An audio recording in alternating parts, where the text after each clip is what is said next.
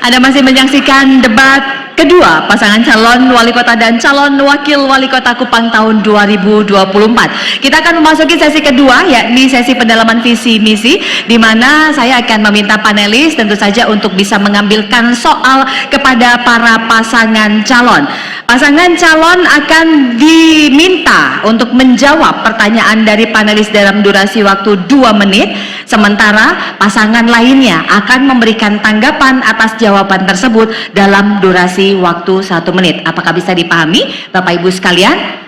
Baik, apabila bisa dipahami, saya terlebih dahulu akan persilahkan kepada panelis kita yang pertama, Bapak Dr. Iputu Yoga B. Pradana SSMSI, untuk bisa mengambil soal terlebih dahulu.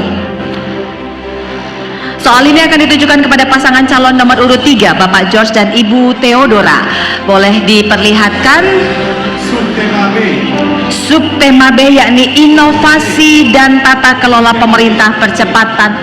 Subtema D, peningkatan SDM yang unggul. Baik, untuk nomor soalnya boleh diambilkan. Nomor soalnya, Pak? Iya.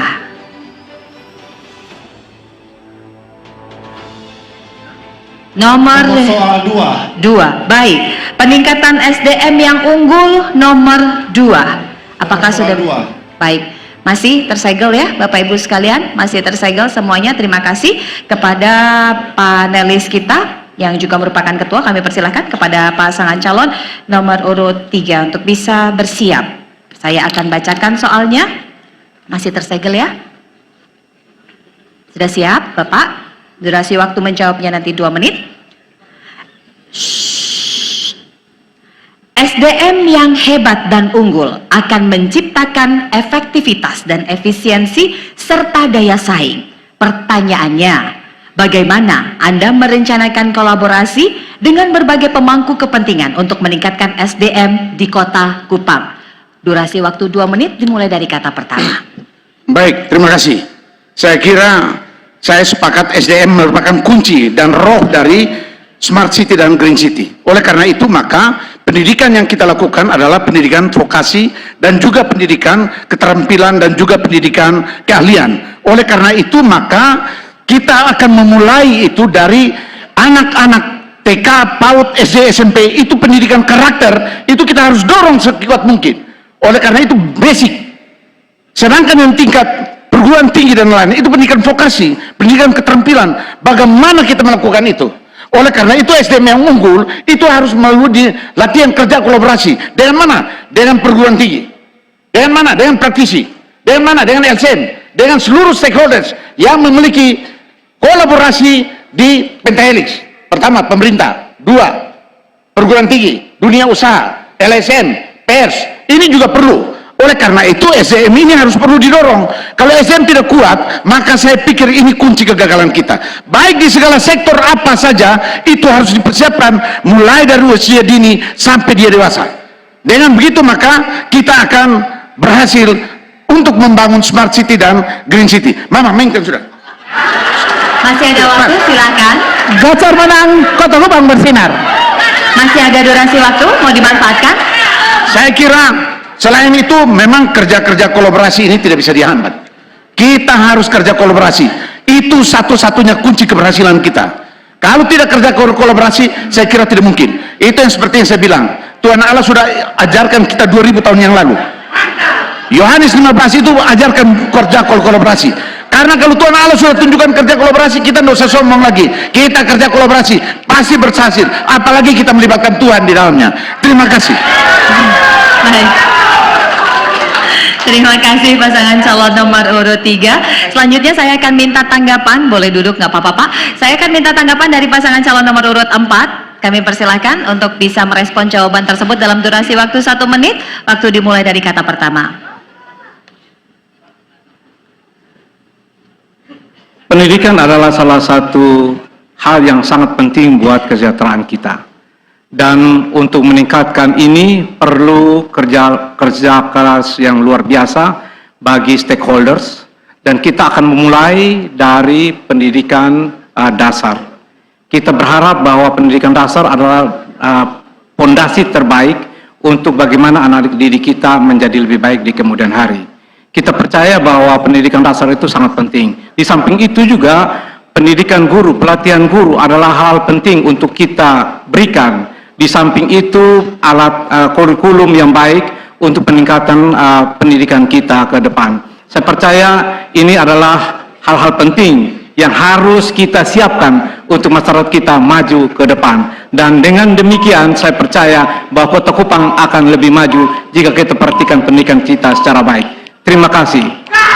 Terima kasih Pak Jeffrey dan Ibu Lucia. Masih ada waktu tidak dimanfaatkan. Kita lanjutkan ke pasangan calon nomor urut 5. Kami persilahkan untuk bisa memberikan respon. Durasi waktu 1 menit dimulai dari kata pertama.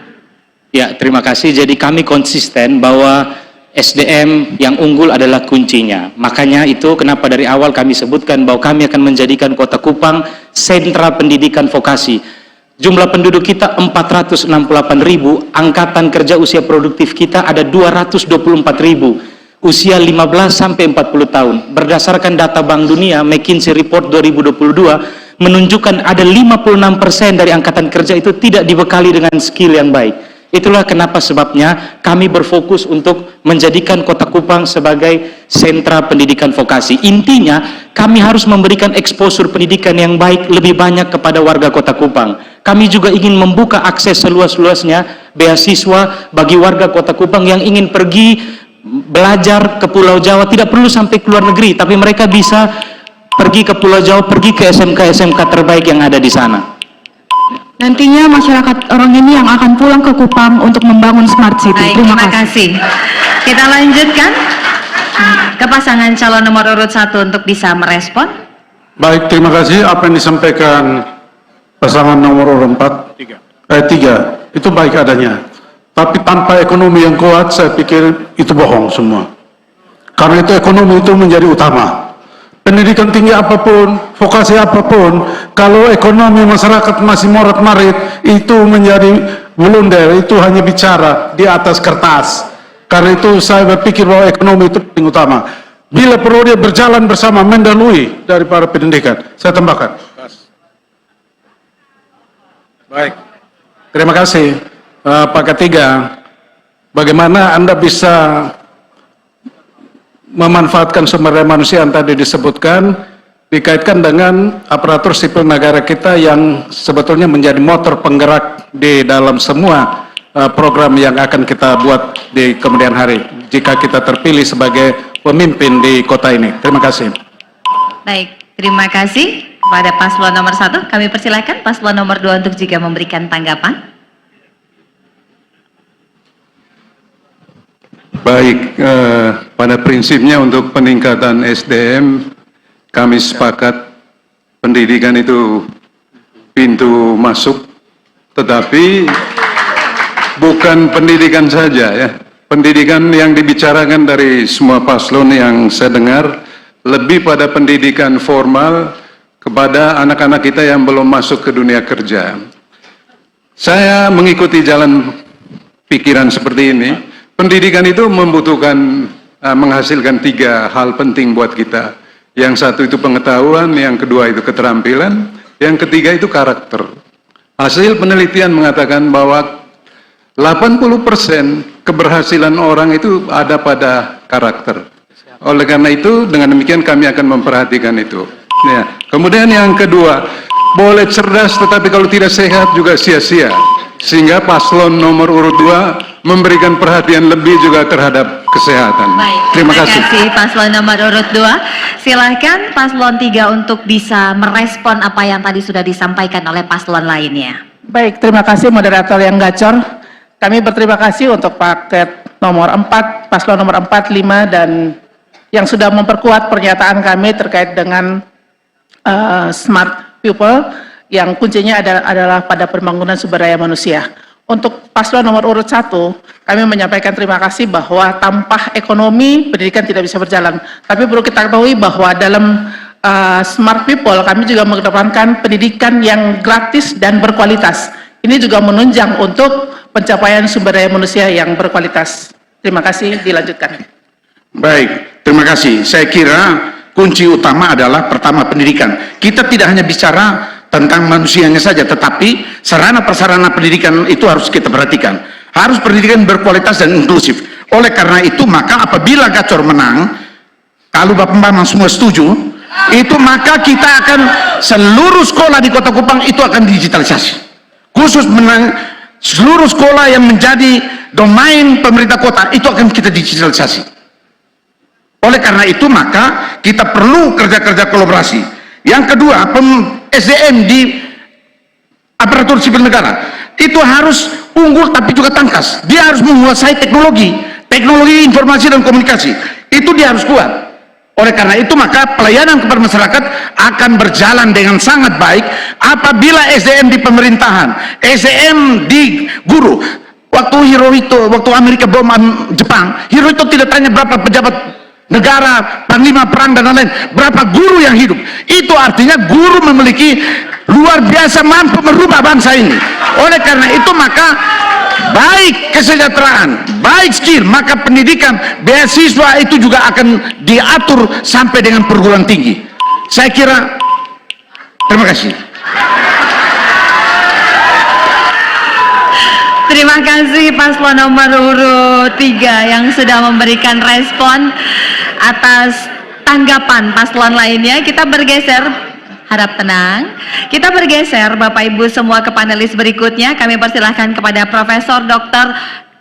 Andes Paul G. Tamelan MSI yang merupakan akademisi dari Universitas Nusa Cendana Kupang untuk selanjutnya memilihkan soal bagi paslon nomor urut 4. Boleh saya ditunjukkan dan seluruh audiens? Oke, A adalah desain dan tata kelola perkotaan modern. Selanjutnya untuk soal nomor 1. A1, baik, ini adalah berkenaan tentang desain dan tata kelola perkotaan modern, masih dalam kondisi tersegel. Kami persilahkan kepada paslon nomor 4 untuk bisa bersiap. Saya akan buka, Bapak Ibu sekalian. Memang agak rumit buka-buka begini ya. Tidak terbiasa membuka. Sudah siap, Pak? Undang-Undang Nomor 26 Tahun 2007 tentang penataan ruang merumuskan penataan ruang sebagai suatu sistem proses perencanaan tata ruang, pemanfaatan ruang, dan pengendalian pemanfaatan ruang untuk mewujudkan ruang yang aman, nyaman, dan produktif. Pertanyaannya, mencermati realita pembangunan di Kota Kupang dengan persoalan pembangunan fisik kota yang kompleks, bagaimana komitmen calon wali kota dan wakil wali kota dalam pelaksanaan penataan ruang khususnya aspek pengendalian? Durasi waktu 2 menit dimulai dari kata pertama. Terima kasih atas pertanyaannya.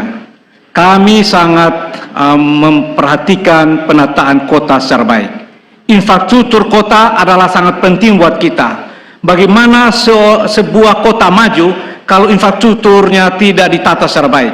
Oleh karena itu, kami pertama kali menata infrastruktur lewat taman-taman dan juga lampu-lampu jalan yang luar biasa untuk memastikan kota ini dikatakan kota. Kalau dulunya kadang-kadang kita bilang ini kota atau kampung ini. Tapi hari ini Kota Kupang adalah sebuah kota yang sejajar dengan kota-kota lain di Indonesia. Oleh karena itu, penataan infrastruktur kota ini sangat penting, termasuk akses ke pantai, akses untuk masyarakat harus kita buka secara baik.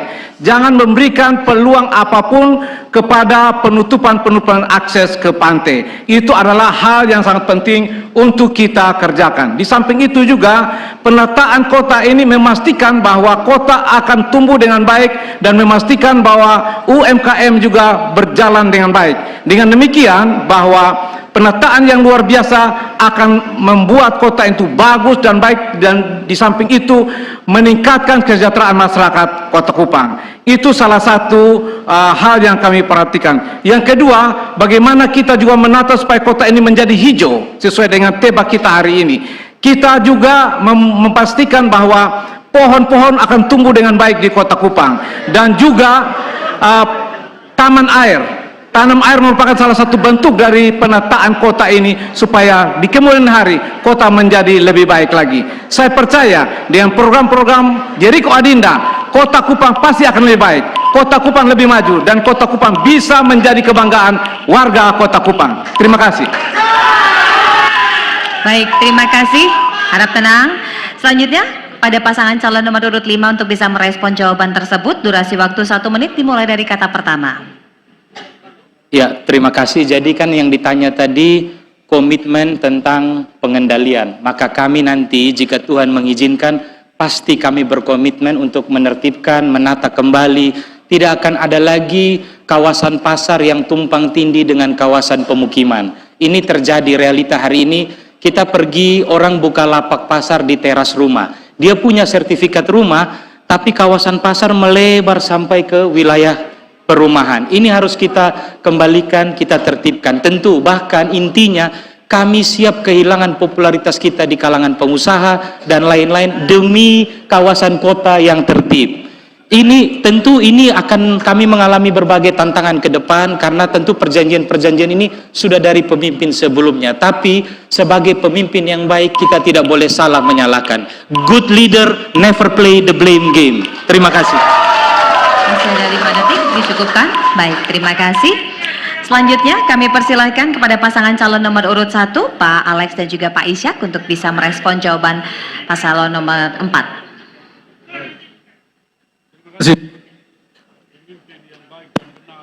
Dia harus bisa membedakan antara kebutuhan dan keinginan. Karena itu Bapak Ibu kami lebih komitmen pada sektor ekonomi. Itu yang paling utama. Bukan pada taman kota. Taman kota ikutannya.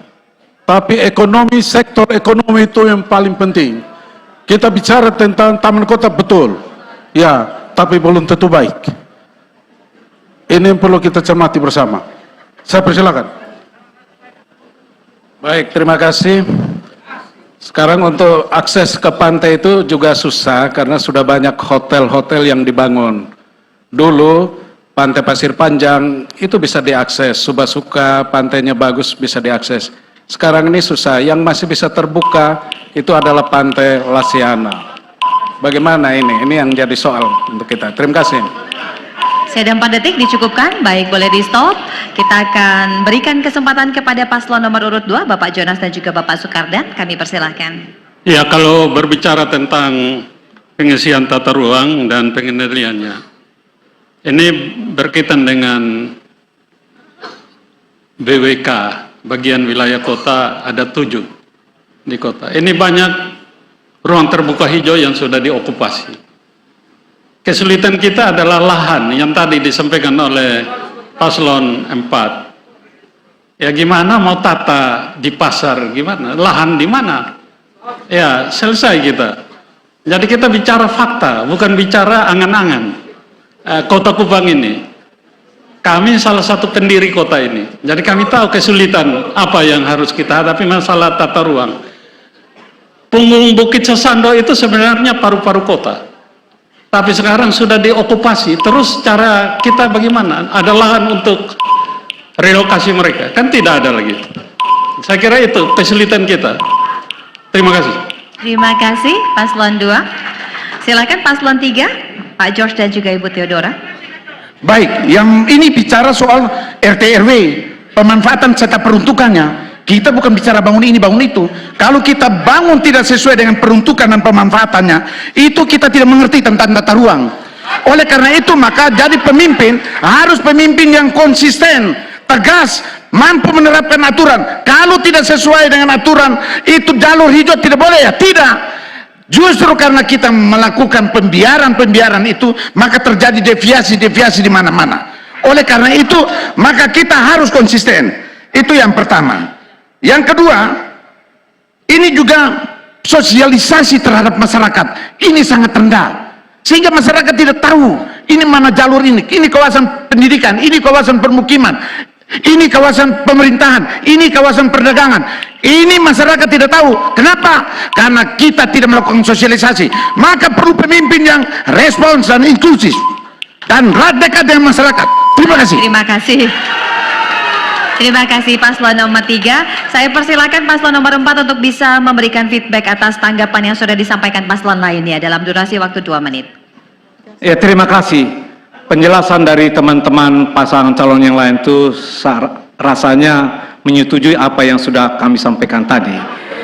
Jadi kami ingin tegaskan kembali bahwa RT RW juga memang salah satu yang penting. Penataan ini harus betul-betul. Tetapi juga ada hal yang tadi dikatakan bahwa kita tidak perlu taman. Benar, kalau memang kita punya semua sudah ada. Tapi di Kota Kupang ini dulu taman nggak ada dari dulu, Pak. Kita mau taruh di mana?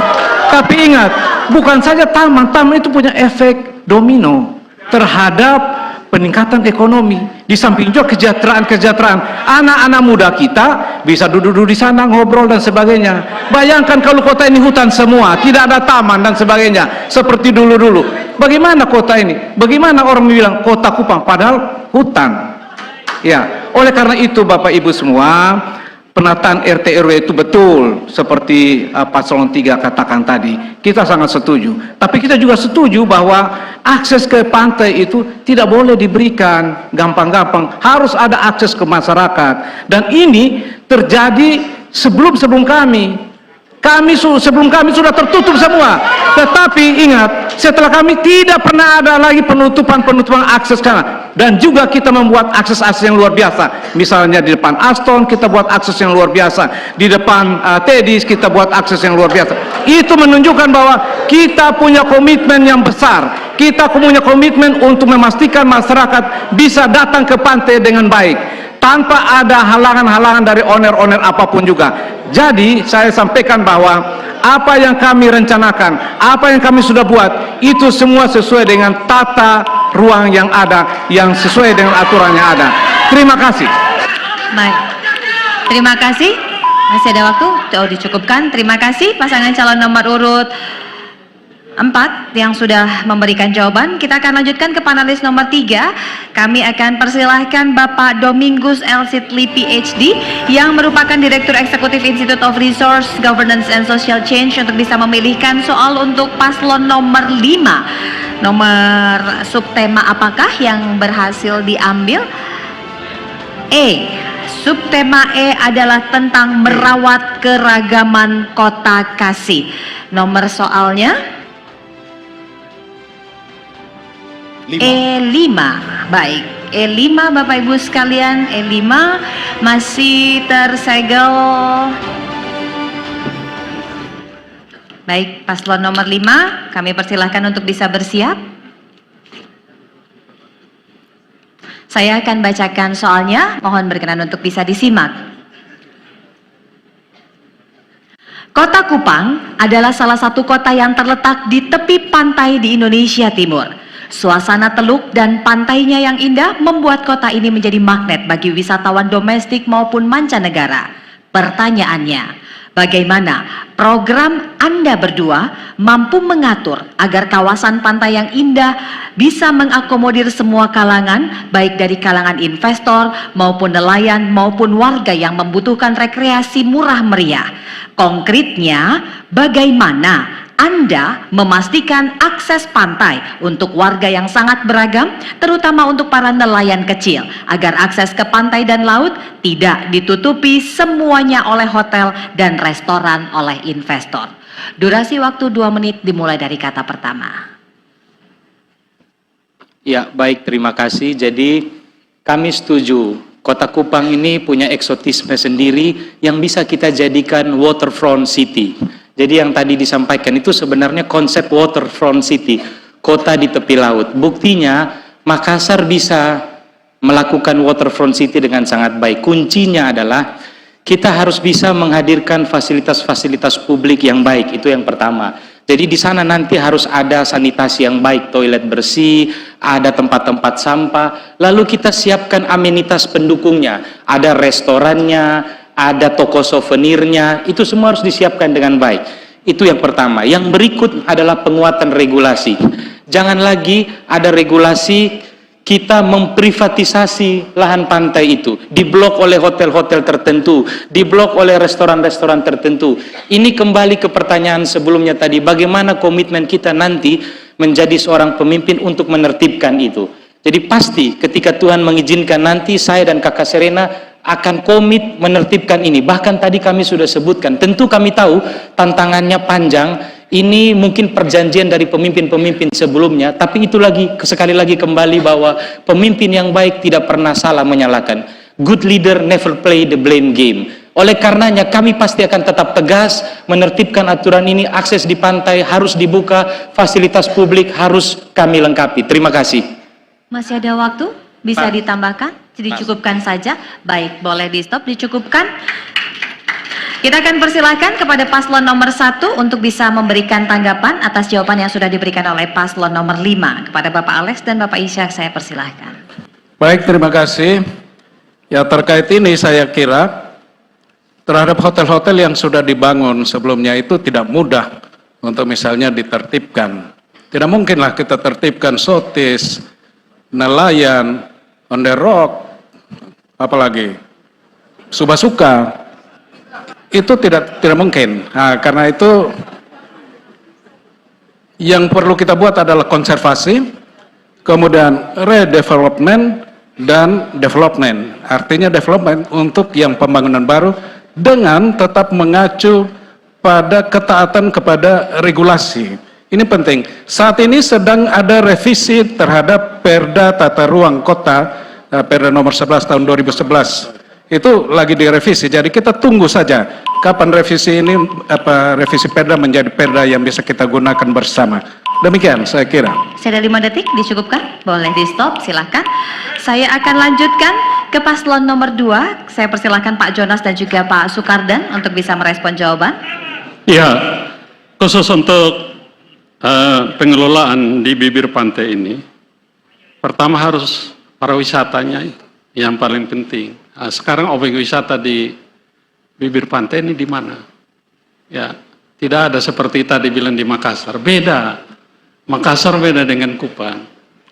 Oleh karena itu, satu-satunya jalan keluar untuk kita mau relokasi orang-orang ini. Contohnya, Presiden Jokowi buat 2 destinasi wisata, tapi yang jual ikan di situ.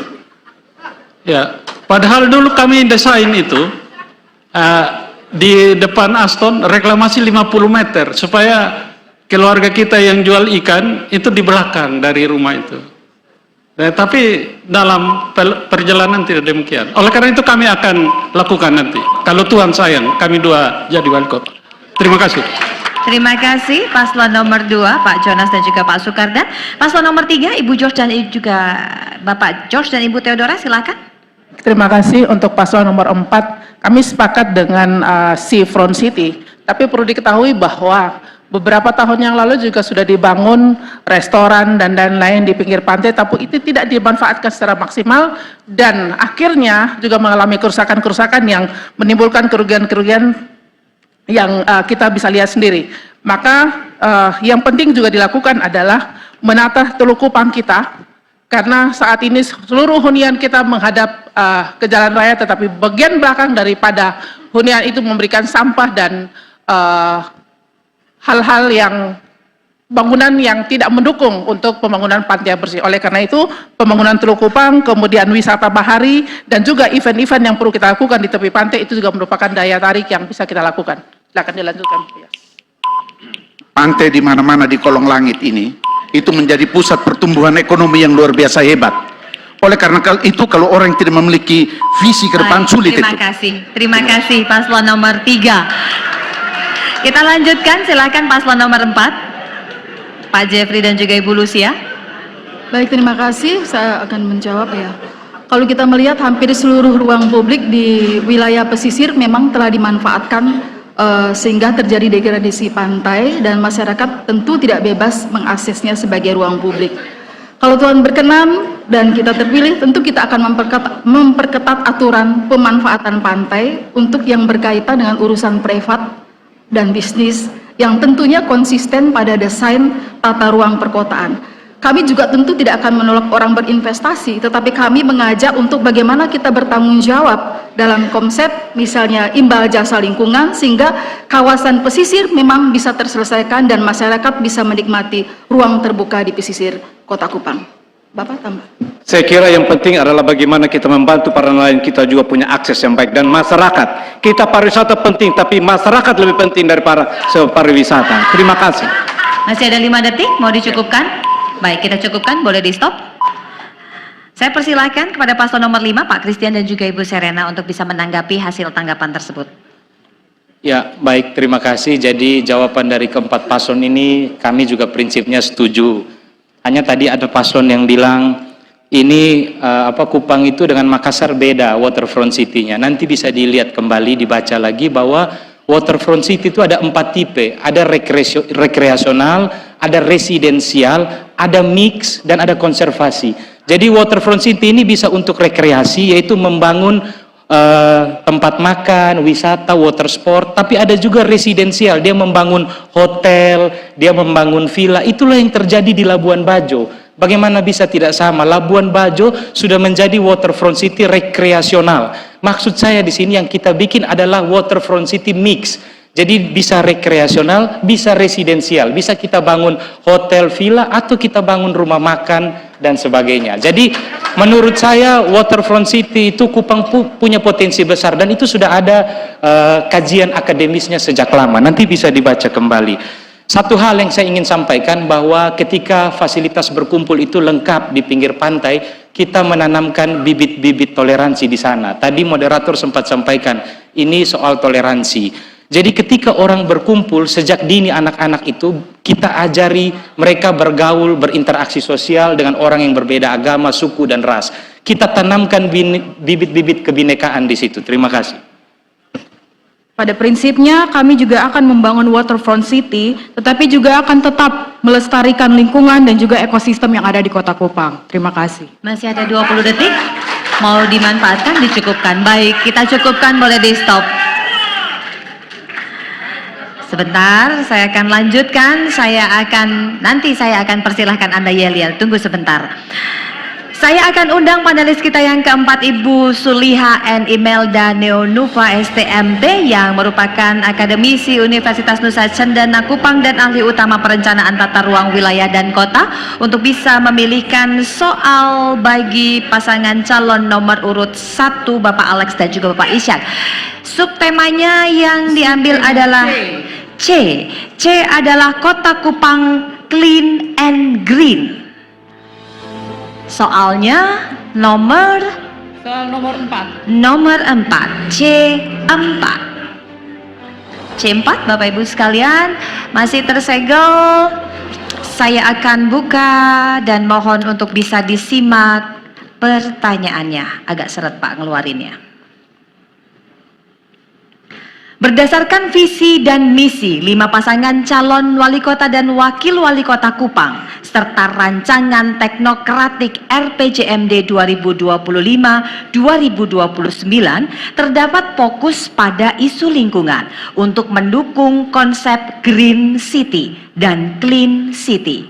Namun peningkatan jumlah penduduk dan hunian telah mengurangi lahan resapan air, meningkatkan volume dan distribusi sampah, serta menyebabkan limpasan air hujan yang mengganggu akibat saluran pembuangan yang tidak terhubung dengan baik.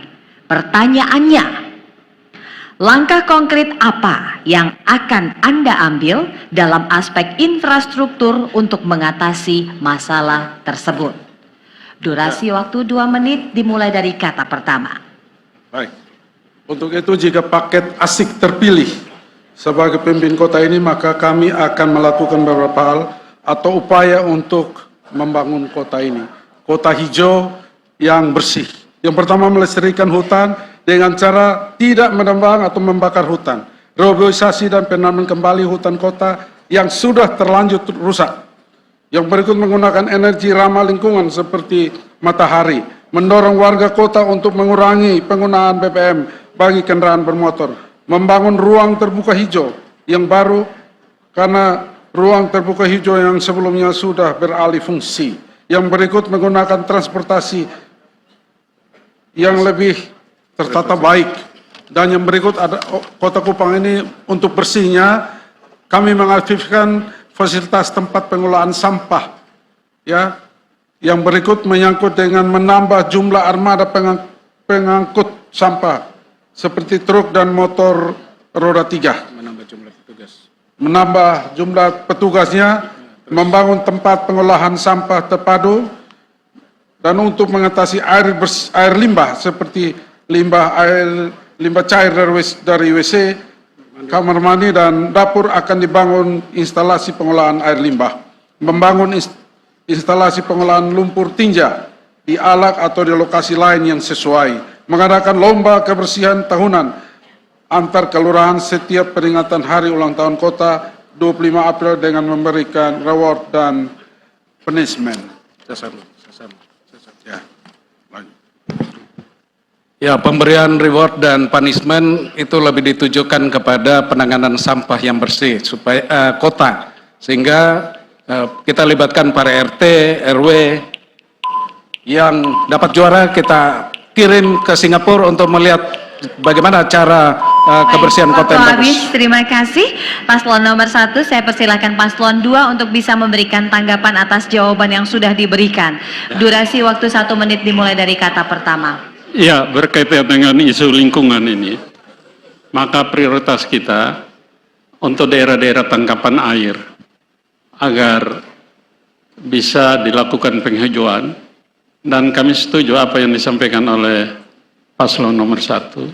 Di rumah-rumah itu harus ada bak penampungan air limbah, sehingga peresapan air itu bisa menaikkan kebutuhan air di daerah-daerah yang rendah. Itu pertama. Untuk lingkungan kita, Kota Kupang ini, kita akan 5 tahun ke depan lakukan apa yang pernah kita lakukan Pak Danadu, Green and Clean, ya, KGC, Kupang Green and Clean, untuk melakukan penghijauan di wilayah-wilayah sisa tata ruang. Terima kasih, Pak. Masih ada sisa waktu, tidak dimanfaatkan, dicukupkan. Terima kasih. Paslon nomor 2. Kita bergeser ke paslon nomor 3. Kami persilahkan. Baik, sebenarnya yang maksud dibicarakan adalah drainase. Drainase Kota Kupang ini tidak terbangun secara baik dan tidak terkoneksi satu dengan yang lain. Sehingga begitu musim hujan, seluruh sampah ada. Kita harus bersyukur dan berterima kasih karena Balai Pembangunan Jalan Permukiman itu mulai membangun drainase-drainase ada di Kupang. Karena saya pelaku, begitu hujan saya waktu menjabat saya tidak di rumah, saya di jalan-jalan bersihkan, tahu cek di mana itu drainase yang tersumbat. Ini kita bicara tentang drainase. Kalau Kupang Green and Clean, kita juga belajar dari Pak Danadu. Kalau 3 kali Pak Danadu bisa dapat Jayapura, kenapa kita tidak bisa? Kita pasti bisa. Oleh karena itu pilih pemimpin yang tepat. Pemimpin yang eksekutor, bukan pemimpin yang di kantor atau pemimpin yang menikmati ruang AC dan auto AC. Harus dia ada di jalan. Tidak ada satupun penjabat yang turun seperti saya diturun di jalan. Ini bukan promosi, tapi kalau memang mau pilih ya, saya kira gacor saja. Masih ada 4 detik, dicukupkan. Baik, boleh dicukupkan. Harap tenang sebentar. Nanti saya akan persilahkan untuk bisa meluapkan semangatnya. Kita geser ke paslon nomor 4. Silakan untuk bisa ditanggapi jawabannya. Harap tenang. Ya, terima kasih. Bicara mengenai Green and Clean, salah satu program kita juga adalah tanam air dan tanam pohon. Dan itu kami sudah buat. Ya, bukan baru akan, tapi kita sudah buat. Pada saat kami memimpin Kota Kupang, begitu banyak pohon-pohon yang tumbuh luar biasa di kota ini, menjadikan hijau. Ya, kecuali orang-orang yang tidak sadar bahwa pohon-pohon itu kami sudah tanam dan luar biasa. Nah, kami juga berharap bahwa adanya sosialisasi sampah ke masyarakat. Kita pastikan masyarakat mengerti sampah organik, non-organik. Kemudian kita juga memastikan bahwa masyarakat harus buang sampah tepat waktu supaya semuanya berjalan dengan baik. Saya percaya bahwa ruang terbuka hijau di Kota Kupang ini salah satu fenomena yang luar biasa dibandingkan tahun-tahun sebelumnya. Kita sangat percaya bahwa apa yang sudah dikerjakan, apa yang akan dikerjakan merupakan bagian terpenting dari rencana-rencana kita untuk membuat kota ini jauh lebih bagus. Baik, terima kasih Bapak. Pasangan calon nomor urut 5, silahkan memberikan tanggapan. Baik. Terkait membangun kota dan menjaga dimensi lingkungan, kami akan membangun RTH yang bukan hanya sekedar RTH, tetapi akan dilengkapi dengan fasilitas-fasilitas publik yang ramah akan teman-teman difabel, yang juga dilengkapi dengan CCTV dan juga fasilitas-fasilitas olahraga. Kenapa ini penting? Karena anak-anak ketika mereka berkumpul, bersosialisasi, mereka harus diajarkan nilai-nilai respect, teamwork sejak dini. Dan juga kami mau meskipun membangun smart city, anak-anak itu harus punya tempat untuk bersosialisasi, dan smart city itu juga harus akan ramah akan internet. Tetapi kami tidak mau anak-anak hanya terpaku dengan gadget. Oleh karena itu, RTH taman perlu untuk diadakan di Kota Kupang. Terima kasih. Masih ada 16 detik, dicukupkan saja. Baik, kita cukupkan. Terima kasih paslon nomor 5. Saya akan persilakan paslon 1 untuk bisa merespon seluruh tanggapan yang sudah disampaikan. Silahkan. Baik, terima kasih. Ke depan kami juga akan melakukan hal-hal terkait dengan Kota Kupang, Kota Hijau.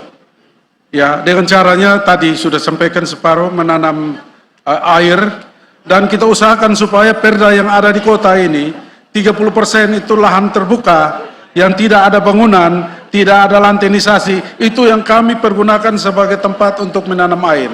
Dan karena itu kami pastikan bahwa ke depan kota ini pasti akan lebih hijau lagi. Demikian.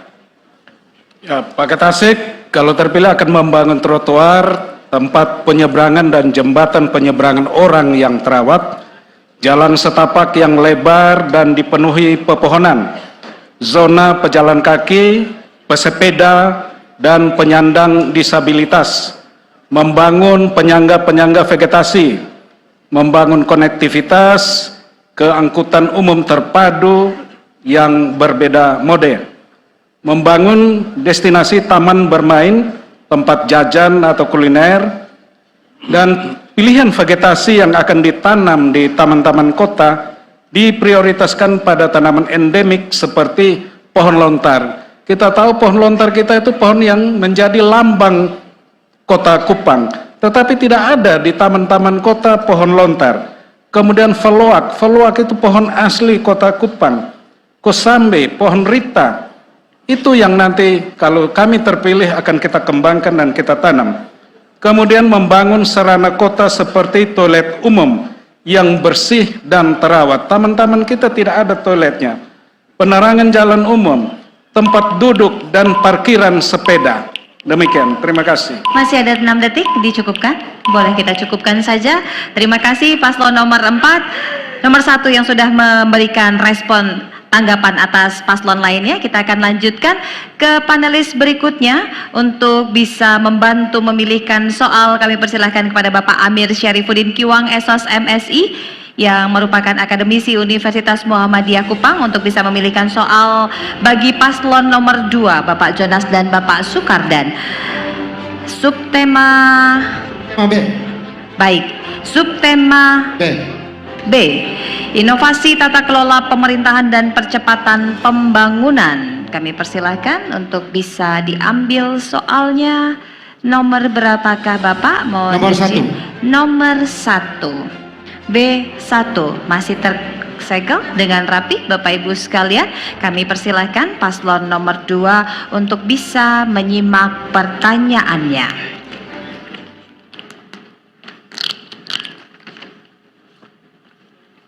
Mohon berkenan untuk bisa disimak Bapak berdua. Boleh di situ, boleh. Terima kasih. Dokumen RPJMD Kota Kupang 2025-2029 menekankan pentingnya pemanfaatan data yang akurat dan terintegrasi untuk mendukung pengambilan keputusan. Saat ini banyak program pemerintah yang terhambat karena lemahnya koordinasi data antar instansi dan minimnya akses publik terhadap informasi. Pertanyaannya, apa inovasi Anda dalam menciptakan sistem manajemen data terintegrasi dan mudah diakses oleh warga Kota Kupang? Misalnya data program dan pemerintah daerah, sehingga mendukung layanan publik yang berbasis bukti dan responsif terhadap kebutuhan warga. Durasi waktu 2 menit, Ya. dimulai dari kata pertama. Terima kasih, khusus untuk berkaitan dengan sistem terpadu, masalah data, contohnya data kemiskinan, itu buat Badan Pusat Statistik atau kantor statistik kota. Datanya itu beda dengan yang ada di RT RW. Orang misalnya contoh data orang miskin. Itu sangat beda jauh.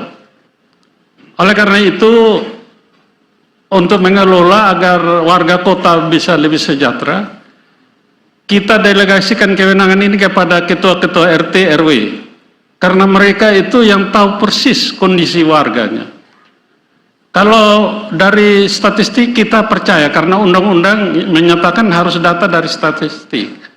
Tapi misalnya 10 orang mereka random hanya 3 kakak saja, baru dihitung orang miskin yang ada rumah tembok, padahal dia hutang, kredit, pendapatannya sangat minim. Itu yang kita akan lakukan. Data-data sesuai Smart City ini terintegrasi, dan kemarin Bapak Presiden Jokowi sudah luncurkan satu aplikasi namanya GovTech INA. Seluruh kabupaten kota provinsi se-Indonesia tidak boleh buka lagi aplikasi lainnya. Ya, hanya berdasarkan data itu, satu data. NTT satu data, kota satu data, terhadap semua aspek kehidupan warga ini. Itu kita akan terus lakukan, benahi. Pengalaman kami, contoh keluarga miskin yang kita usul untuk dapat program PKH, ternyata dari Kementerian Sosial hanya dikasih 10.000, 10.000 tidak. Nah, padahal kehidupan mereka sama. Itu yang perlu kita luruskan. Terima kasih. Terima kasih, masih ada 4 detik, dicukupkan, boleh di stop. Saya persilakan paslon nomor urut 3 untuk bisa merespon jawaban tersebut. Baik, terima kasih paslon nomor 2 yang sudah memberikan jawaban atas pertanyaan daripada panelis. Menurut paket Gacor, implementasi untuk Kota Kupang adalah Kupang bisa mempercepat layanan publik dengan mengembangkan sistem e-government untuk memudahkan akses masyarakat pada layanan. Kami sepakat bahwa Kota Kupang satu data itu menjadi kebijakan yang paling penting, karena kita tahu betul ketika Dinas Sosial memegang data sendiri, Dinas Kesehatan memegang data sendiri, Dinas Kependudukan memegang data sendiri, dan ini tidak terpadu, maka program pelayanan kepada masyarakat akan menjadi terhambat. Lanjutkan. Dan yang berikutnya adalah kerjasama dengan sektor swasta dalam mendukung penyediaan infrastruktur publik seperti sistem pembayaran digital di transportasi atau layanan hotspot internet di area publik. Terima kasih. Masih ada 14 detik, silakan. Ya, saya tambah. Paling penting ini komunikasi. Kalau kita tidak komunikasi, semua rantai putus dan akhirnya saling menyalahkan. Terima kasih. Terima kasih pasangan calon nomor urut 3. Silakan paslon nomor 4 untuk bisa merespon. Jadi kita sebenarnya harus menerapkan sistem pemerintah berbasis elektronik. Itu menjadi dasar buat kita untuk memastikan bahwa semua data itu tercatat secara baik. Karena tanpa itu pasti datanya berbeda-beda. Jadi kita juga harus memastikan bahwa pekerjaan-pekerjaan di dinas-dinas, di tempat-tempat yang berhubungan dengan pelayanan publik, mall pelayanan publik, itu bekerja dengan baik dan bagus. Tanpa itu pasti akan terjadi perbedaan-perbedaan yang sangat menyolok. Dan saya percaya bahwa dalam kepemimpinan kami sebelumnya, banyak aplikasi-aplikasi yang sudah kami terapkan untuk memastikan bahwa semuanya berjalan dengan baik dan memastikan bahwa tidak ada yang dirugikan dalam hal ini. Saya percaya bahwa apa yang sudah dikerjakan itu adalah yang terbaik untuk Kota Kupang selama ini, dan itu yang menjadi kebanggaan buat kita di Kota Kupang. Terima kasih. Terima kasih. Pasangan calon nomor urut 5, kami persilahkan. Ya, terima kasih. Memang kami setuju. Data yang ada sekarang ini masih berantakan. Itulah kenapa bantuan sosial selalu kadang tidak tepat sasaran. Ini kadang berdasarkan kedekatan antara RT, Pak Lurah punya orang, Pak RT. Makanya data ini bagi kami masih agak tidak tepat. Sehingga nanti ketika kami memimpin, kami akan memadukan semua ini, e-planning, e-budgeting dalam satu program unggulan kami bernama Command Center, Pusat Komando. Itu nanti ada ruangan di kantor wali kota penuh dengan layar dan akan kami buat aplikasinya. Mungkin sebelum kami sudah ada ruangan ini, tapi bedanya adalah kami akan membuat aplikasi aduan publik yang bisa kita lakukan treatment secara langsung. Contoh, di jalan nanti misalkan warga ada yang lampu jalannya putus, dia tinggal foto kirim di aplikasi, kami terima di Command Center. Nanti ada statusnya sudah ditangani hijau, sementara kuning dan belum ditangani merah. Akan kami tindak lanjuti. Itu bedanya aplikasi kami nanti. Terima kasih. Terima kasih paslon nomor 5. Selanjutnya paslon nomor 1. Terima kasih. Kami sangat setuju. Memang di masyarakat itu soal data angka kemiskinan saja itu tidak tepat. Dan karena itu kami ke depan kalau Tuhan berkenan kami memimpin, RT RW itu yang akan kami optimalkan mereka. Karena tunjangan operasionalnya mereka naik. Kami memimpin tunjangan operasional mereka naik karena itu kami mengoptimalkan mereka untuk soal data-data ini. Ya, data untuk orang miskin dari BPS dan dari Bapeda itu beda. Mana yang kami mau ikut? Ini soal besar. Karena itu di masyarakat ada bilang, kami ini tidak mampu, tapi untuk raskin saja kami tidak dapat. Bantuan-bantuan yang lain kami tidak dapat. Ini persoalan-persoalan yang ada, yang kami temui di tengah masyarakat. Karena itu kami setuju, ke depan harus ada kolaborasi antara RT, RW, dan pemangku-pemangku di pemerintahan untuk menyelesaikan soal-soal mendasar ini. Terima kasih. Terima kasih. Kami persilahkan paslon nomor urut 2 untuk bisa memberikan tanggapan atas sanggahan dan respon lainnya dari paslon lain. Ya, terima kasih 4 paslon. Jadi memang kalau kita berbicara data yang ada tentang orang miskin atau berpenghasilan rendah, itu tidak sama semua. Jadi pengalaman kami mengelola pemerintahan ini di kota ini, walaupun kita pusat dari segala macam pusat di sini, tapi berkaitan dengan data repot. Oleh karena itu kita rubah sistemnya. Kalau kami 2 jadi, prioritas data dari RT RW, seperti apa yang disampaikan paslon nomor 1. Tentang Command Center itu saya kira itu di atas kertas. Ya, karena Pak Jokowi sudah terbitkan itu GovTech, INA. Tidak bisa kita buat aplikasi selain yang ada itu. Semua terkoneksi di situ. Ini hanya buang-buang anggaran saja. Sebaiknya anggaran ini kasih. Ya, kita omong terlalu besar. Ya, tapi kemampuan kita tidak begitu. Ya, kita lihat keuangan kita. PAD aja tidak sampai 200 miliar. Repot. Jadi kita jangan omong hal-hal, kita omong fakta yang ada di kota ini. Itulah kami, sahabat. Terima kasih. Masih ada 30 detik. Masih ada 38 detik dicukupkan. Baik, kita cukupkan, boleh di stop. Baik Bapak Ibu sekalian, kita sudah tuntaskan segmen 2 dan juga 3. Kita berikan aplaus terlebih dahulu kepada seluruh pasangan calon. Kita akan jeda. Usai jeda kita akan memasuki sesi saling bertanya antar pasangan calon. Untuk itu tetaplah bersama kami di debat kedua dari pemilihan Kepala Daerah Kota Kupang.